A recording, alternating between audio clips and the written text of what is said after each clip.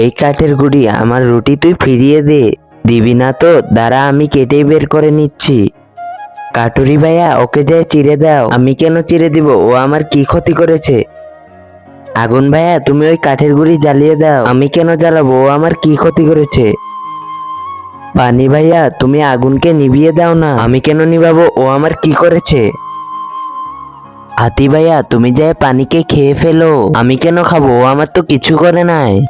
পিপডা, আমি তোকে বোন মনে করি, আমাকে একটা সাহায্য কর। তার আগে তুমি কি এক বস্তা টাকাকে ভালোবাসো নাকি তোমার মা বাবাকে? যদি মা বাবা হয়ে থাকে তাহলে ভিডিওতে একটি লাইক করে চ্যানেলটি সাবস্ক্রাইব করে দিবা। লাইক সাবস্ক্রাইব না করলে বুঝে যাবো তুমি তোমার মা বাবাকে একটুও ভালোবাসো না। আর এক নাকি দুই কমেন্টে বলে যাও। বলো ভাই, কি কাজ? তুমি যে হাতিকে কামড় দাও। চলো, হাতি কোথায়? আমার সাথে আসে। আরে পিঁপড়া, আমাকে কাটিস না, এখনই যে আমি পানি খেতেছি।